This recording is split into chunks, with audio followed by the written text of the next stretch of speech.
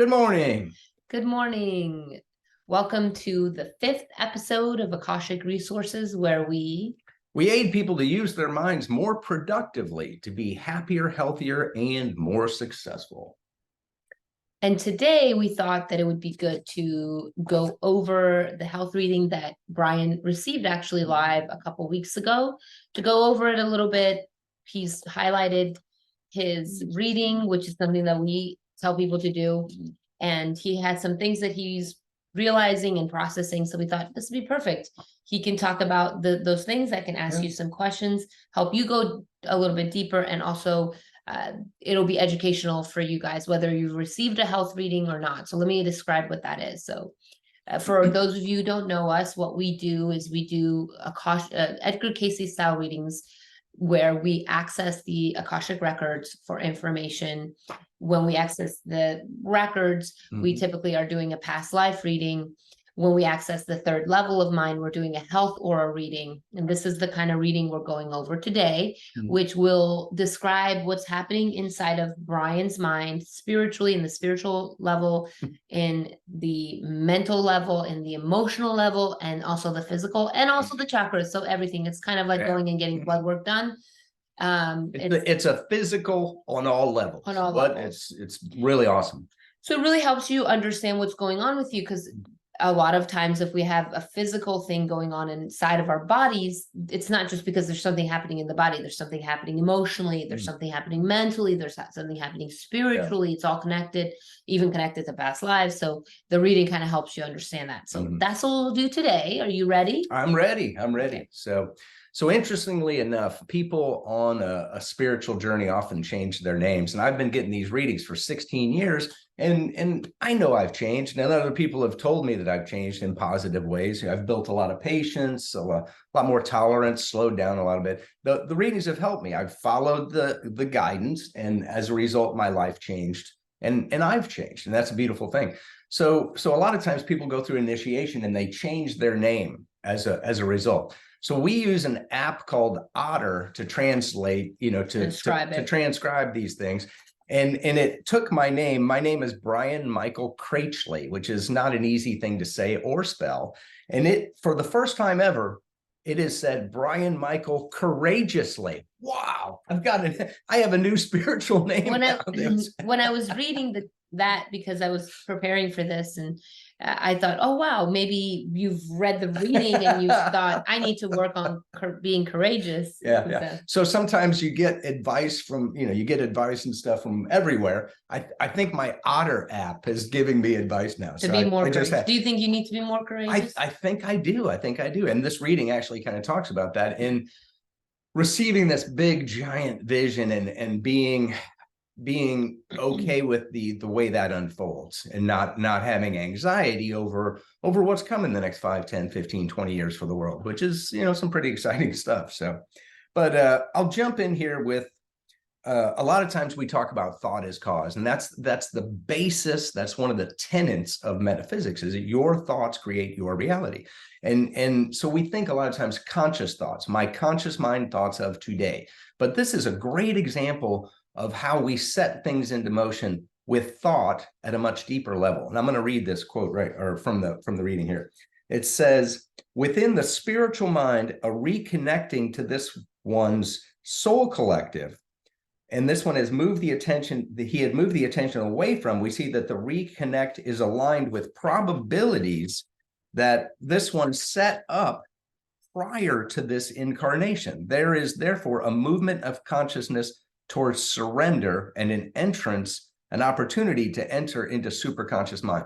So decode that one. Yeah. So, and that's what we do. We help people decode these. And that's kind of what's interesting about, I want to say this because we were talking about this with Gene Keys as well. It's similar. It's like, you can't just read it and be like, oh, I get it now. And that's kind of the benefit of it, is you want to listen to it and contemplate it. Because even in the contemplation, things open up. Immediately you read that, I'm like, I don't know what saying. Right. So, and I've had these readings. The first health reading I got, I thought I understood it well. I had teachers that went over it with me, for days. And 5 years later, something happened in my life, and I went back to that first reading and reread a paragraph, and it was like I got a whole new reading. I understood myself on a whole new, deeper level off of something that I thought I understood fully 5 years from prior. before. So how did you understand this Well, line? what's really cool about this, there's several things, but number one, I want to say, like, sometimes in the spiritual community, people say, well, your thoughts cause your reality. And they get kind of a little bit judgmental in thinking, well, this person has cancer, their thoughts were negative and they created this disease for themselves. And there are times that may be true. However, from a conscious mind perspective, that's a very difficult thing to judge. So we want to be very careful about judging other people's situation, because what does this say? I set this up prior to this incarnation. So as a soul, when I'm looking at this lifetime thinking I'm going to be born in St. Louis and I'm going to have these parents and there's these lines of probabilities, I set up this very time with this very disconnection, reconnection to this soul group as an opportunity for my productive choices to learn and grow.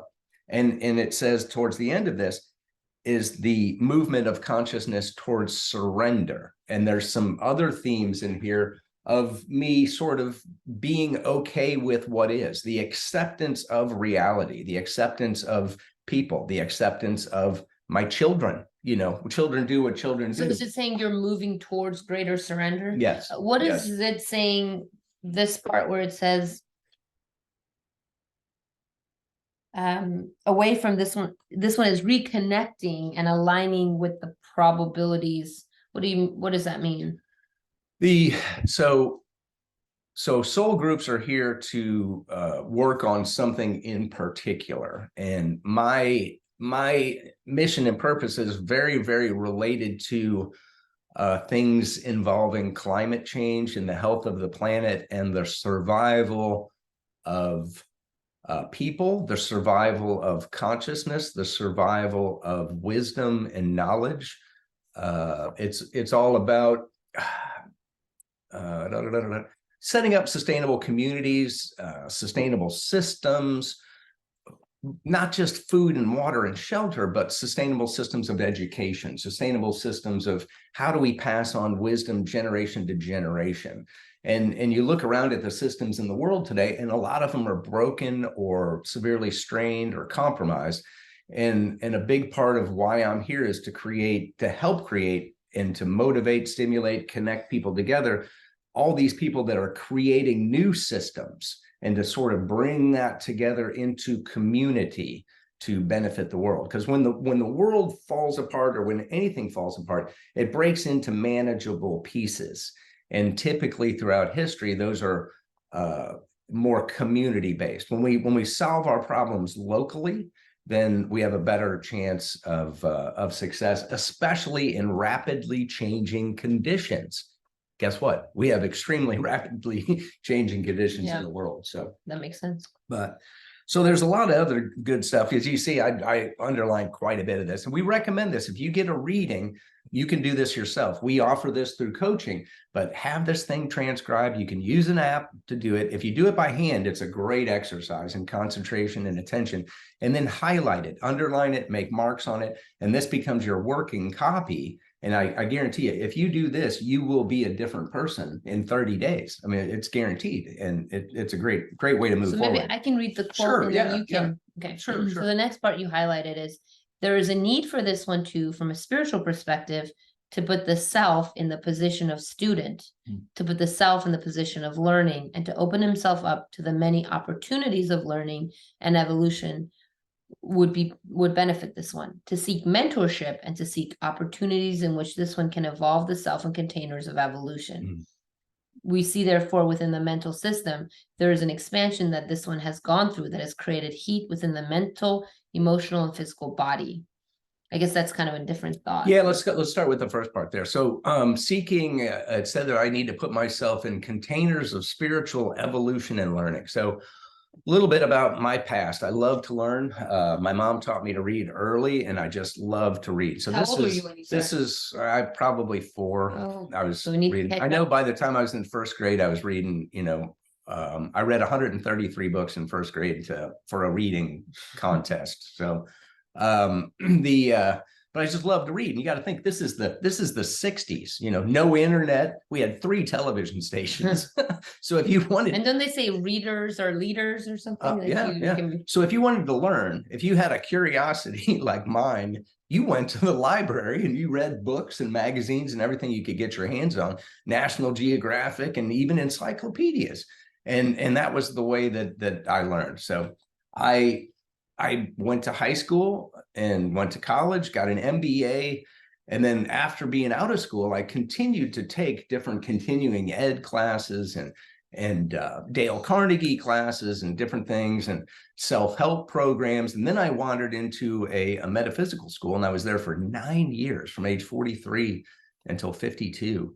And I've loved to put myself in the place of a student and learn. So since I left that program in 2016, we really focused on developing careers, growing a family, buying a house, building a business or two. And I have not been in the place of a student, and I have tried a little bit. I felt a connection to this guru from India that I met. Well, I didn't meet the guru, but I met his followers in Salt Lake City at the Department of the World's Religions. And I mean, this guy had trained these children wearing triple blindfolds. They could read anything that you gave them, and it was just magical. And with this group in a large group meditation, I had just the unbelievable experiences. So I thought maybe this guy was my guru. Well, then he was thrown out of India on sex charges. I'd already realized he wasn't. I went to a live broadcast from India with a bunch of people here in the DFW area that I went to. And I realized after one meeting that he was not my guru. And then come to find out 6 months later, he was almost arrested, thrown out of India. Anyway, so this other guy, I thought maybe I wanted to follow kind of a shamanic path. And I heard about this guy, and I was trying to do some stuff with them. And then come to find out all this stuff with this guy was kind of shady too. So it's kind of a shame, but so you're looking for a mentor. I'm looking for an opportunity to learn and grow, and it hasn't really clicked. So what are you going to do? I don't know. That's a really good question. So we've talked about going over the self-realization fellowships lessons, Paramahansa Yogananda, because we both have a very strong connection with Paramahansa Yogananda. Autobiography of a Yogi is a great book if you're not familiar. And that organization exists in California, and they've got lessons. And we were thinking about going into that and doing that. But I've been kind of, my focus, and this goes back to the first, my focus went from here. My attention went for 9 years. I was totally focused on my spiritual growth completely, and a life of service. Then Golbahar and I decided to get married, start a family, came back out into the real world, and our attention went on a lot of physical, practical things, as well as service. I mean, we've done 3,000 readings since 2016. So. Like something to bring up, I was actually listening to a podcast from the SRF. Oh, okay. And they were talking about, someone was saying, well, I'm dedicated to this path, and my meditation as a spiritual process or a spiritual practice. And we want to have children, but we don't want to take away from our time meditating or our time going, on the path. And the answer that they were given, not really through Yogananda, because Yogananda is not alive, but based on what he has taught, this woman was saying that that's not really, like, you don't stop growing spiritually, or any path can be a spiritual path.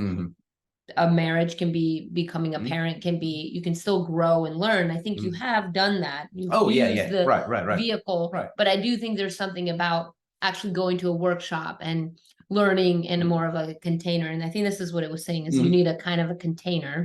I've got some ideas for you. But I did go to a Tony Robbins weekend, and that was wonderful. And I read a Tony Robbins when his first book came out in the 80s. I think I read that book, so I've been aware of him for a long time. And but again, it didn't quite click. I didn't really want to plug into that. Right now, there's so many options that it can be over, even for me, or not even for me as well, and other people. It's like, well, what do I do? There's like literally so many things to do. And I think maybe what you can do is kind of look at some of the things you want to strengthen in yourself, or you want to learn more about, and then maybe find things you can do that match those things you want to develop. Right. Did you want to go to the next?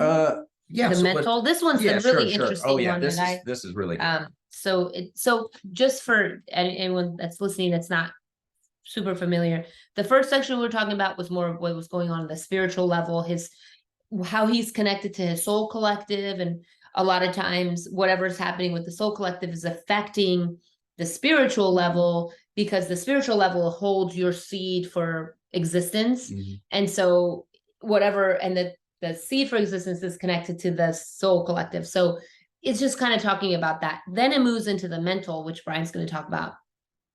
And the mental will be stimulated by what's going on in the spiritual, as well as the choices you're making in the physical. So that shows up in the mental level. So here in this mental level, it says, we see within the mental system, there is an expansion that this one has gone through, which he just talked about, that has created heat within the mental, emotional, and physical body. And we see the heat, therefore, is because the expansion, the expansiveness of his thoughts are not fully met with the execution of those thoughts in the physical realm of existence. And it is not that this one is not executing, it is that this one needs more opportunities in spiritual growth and spiritual evolution, where this one is interacting with thought forms that are within him in a way that he can fully express it in the physical realm. In this way, this one needs a much larger canvas. I thought you had a pretty big canvas, but this would support the cooling of the physical body. So one last thing, what's been going on with Brian is he's been experiencing hot, like just heat in his body, and just difficulty sleeping, just patches on his body. So it's actually connecting that thought with what's happening in his body. So go ahead, sorry. So an interesting thing, when people get readings, I'll tell them in advance. So you're going to listen to this reading, and then you get your 5 questions. And if you need help with the questions, just let me know, because Golbahar, what comes through Golbahar has a tendency to answer your questions before you get to ask them. What was my first question? I have this heat. I've been getting these heat rashes and different things affected with the heat. And before I even get to ask the question, already in the mental level, we're hearing how this is connected. So, so super, super exciting. So I love to create. I was a home builder. I just a Capricorn. My Dharma's fulfillment, and I love big giant projects. And I don't know, there's just something about it. So we bought 1.3 acres here, and we've been developing that, and we've built a business, and we've got new business ideas. We're starting a not-for-profit called For Our Planet that any day now is going to get IRS approval to become a 501c3. And these are, I consider, large creations. However, the overall vision is a system of connected communities, sustainable communities, health and wellness centers that are sustainable farms around the country where you can buy in. So you don't just go, you can go and stay if you want to, but you could buy and be a part of that. And then maybe be a part of this one over here, and this one over here, this one over here, have a small, maybe a tiny house in each one, and be able to go around and be a part of wherever you wanted to be, and help grow the food, and help take care of the animals, and help produce healthy, sustainable products, and create prosperity and abundance, and live in nature, and have this incredible quality of life.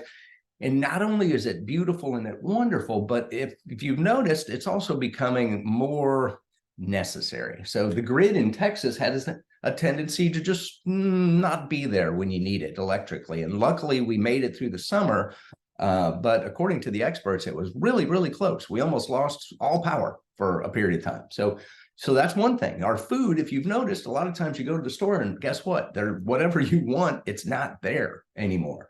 And there's lots of crops. Rice right now, there's a potential that tomatoes could be in jeopardy.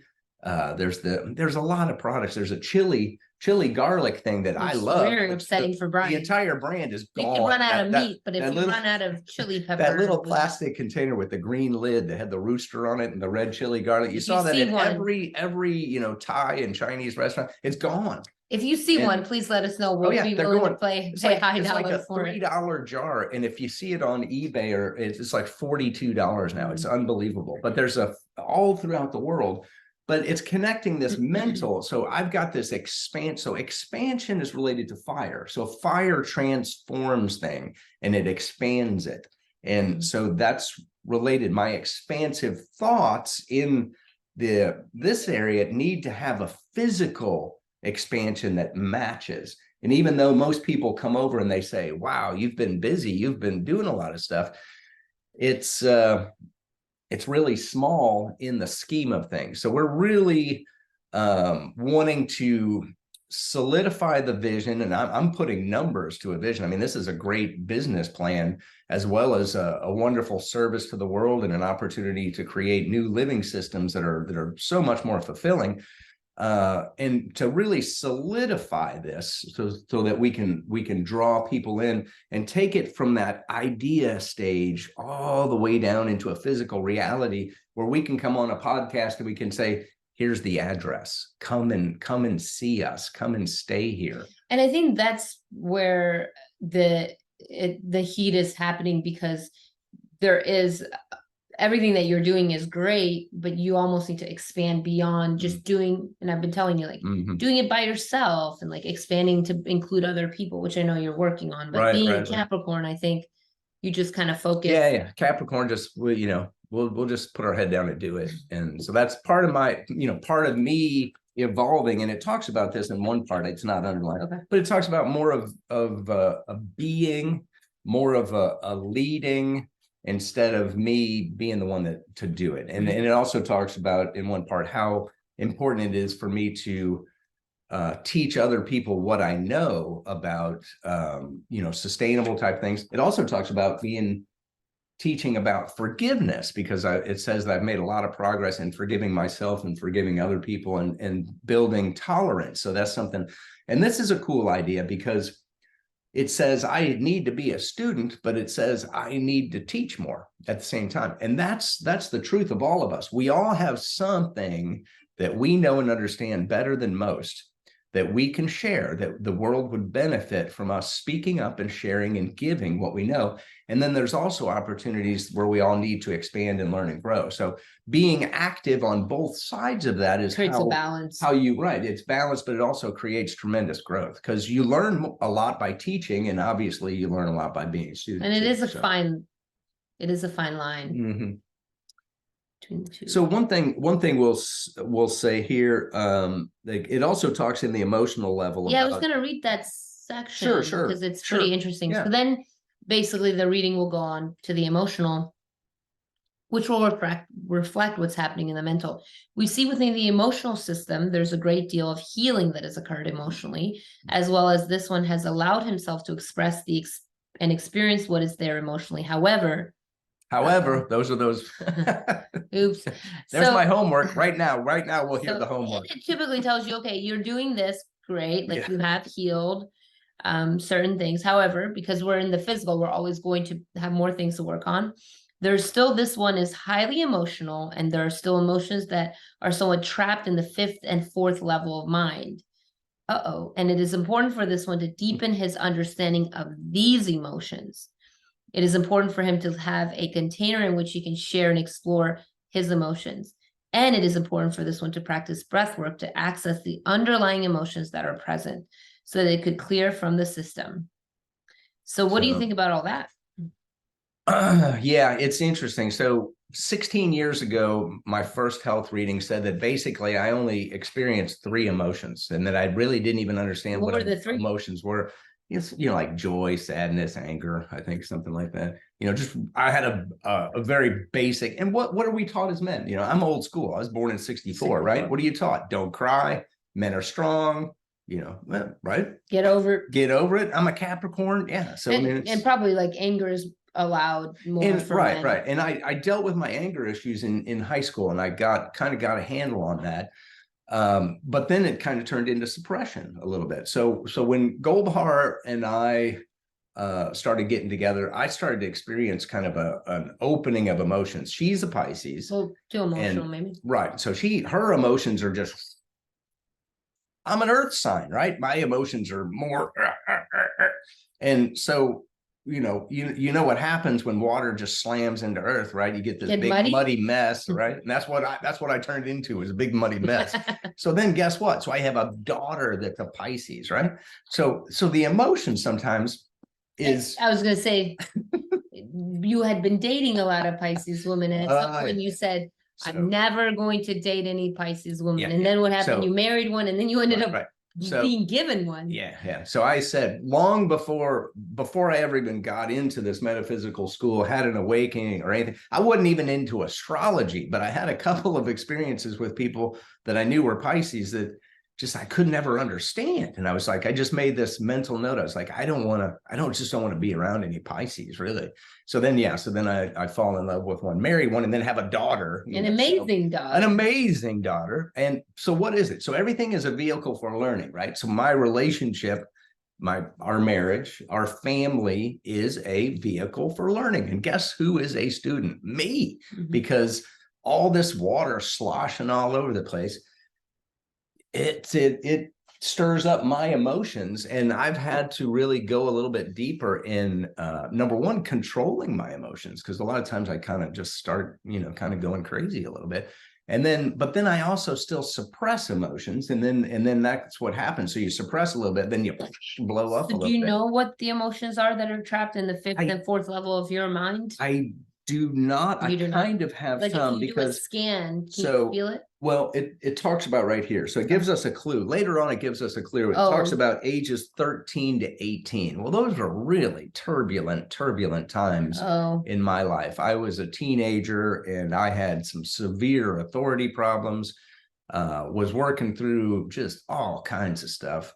Yeah, it says here that we see this one would benefit from being guided through somatic practices that can help him access emotions, especially emotions in this one from the ages of 13 and 8 through 18. That's a long time. To resolve certain experiences that this one had to support this one. This is the cool part, in grounding him in the present moment.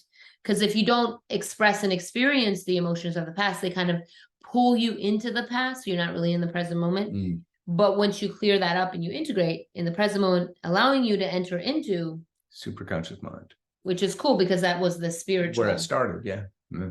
So you see in these readings, you start to see these connections, and you say, whoa, if I work on this, it affects this. And if I work on this, it affects that. And so we're really all about empowering you to make the changes. And you're the only one that can. If I make the changes in my thoughts, if I make the changes in how I express my emotions, and your emotions, then if I change the way I move my energy, guess what? I start to have different experiences in the physical that affects everything. When I make one change to me, it affects my relationship with everyone and everything in the world. Now, you talk about power, right? That's tremendous power. But what do? Most of the time, we're trying to change somebody else, right? If she did this differently, I'd be much happier. Well, that puts you in a weakened situation, and you're giving your power away, especially in romantic relationships. If you're giving your power away, you're never going to be happy. Your security, your stability is outside of yourself. So you really want to build that within. Take responsibility. I think one thing to give you as a suggestion is how to act, because it was saying that there's these emotions that are trapped and you're like, well, I don't know where they are.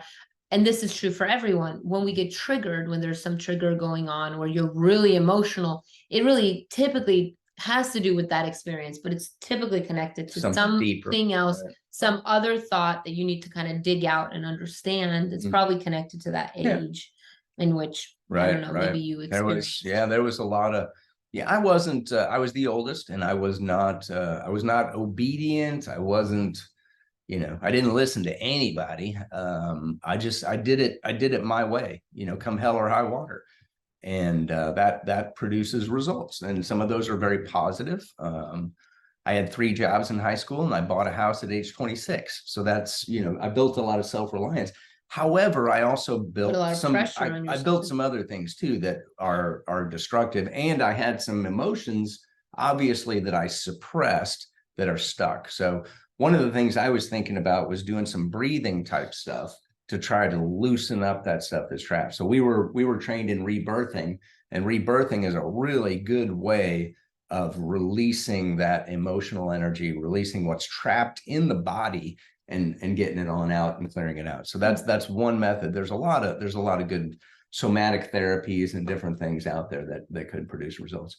I'd like to go back. I made some notes here. So this is just a slight bit of notes off of part of my reading. So you can really, really go deep and get a lot out of these readings. And going back to that larger canvas, I grew up Christian, and it says in the Bible, it says that we were created in God's image. So our Creator created us. So that means that we are creators. And most people are most fulfilled when they're creating. Right. So that canvas, I get excited about a canvas. So when we got this 1.3 acres, wow, that's the biggest canvas I've ever had to create on. And it's been a wonderful, wonderful It's been very healing for you. Yeah. It has been. I mean, we have more trees than I can even count. It's just, it's wonderful. There's a lot of animals here, and sometimes too many. And it's really, really an awesome place to experience that healing. But sometimes, you know, to get that flow, to get moving again, it's just good to create some things. So that's always good advice. It doesn't have to be something crazy, just anything, any type of creation will move that energy. Right. And giving yourself experiences. So going back to being a student, it talked about giving myself the experience, putting myself into a container of spiritual growth and evolution. So last week I went to a men's group in Dallas, and for the first time I went to and visited with those guys, and it was really, really cool. And I'm planning on doing some more of that kind of stuff, and just kind of exploring and putting myself in new situations.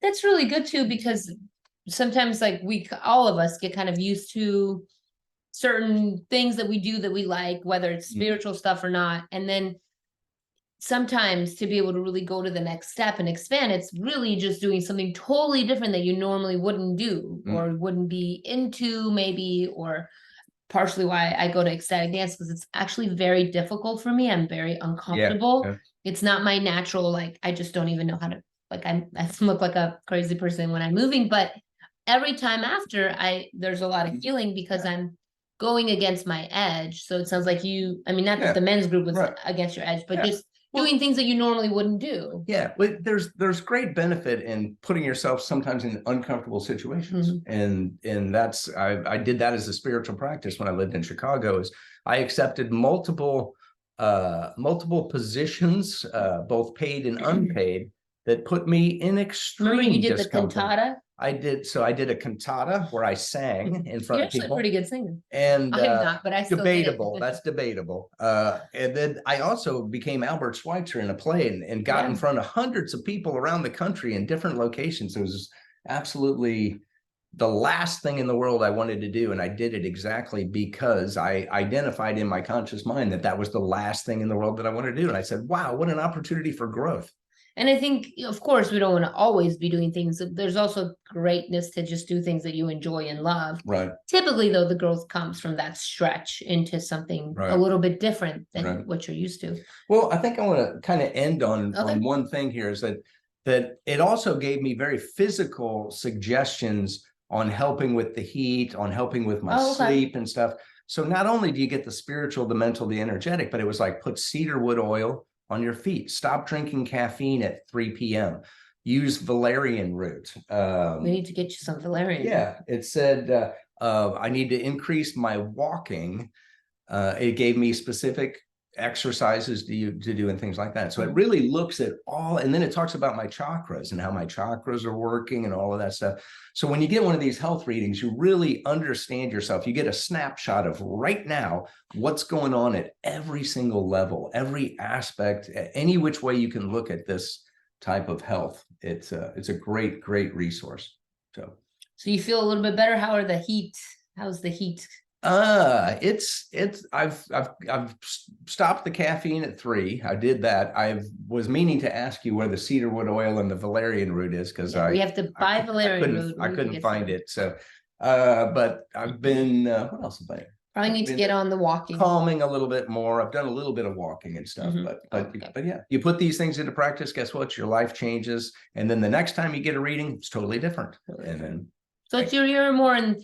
You have, I think sometimes too, when it's chronic stuff that you don't know what to do, there's at times a sense of just despair. Right, I know right. when my back was out, I was just like, Oh oh. yeah, yeah. But when you know that, oh, you can do this and that and Mhm. all these things, and you move the energy, that's what energy work is mentally and emotionally making changes, and physically Yeah, to yeah. then make. And people make, all the time. We talk to people who have made huge progress in various ways in their lives using these readings, changing their thoughts, making different choices and, following their particular journey. It evolves that way. So yeah, I'm already seeing some movement. I got this a little over a week ago, and It's things been like I've been practicing some different things with my daughter. That's another whole part. So this reading's over 30 minutes long.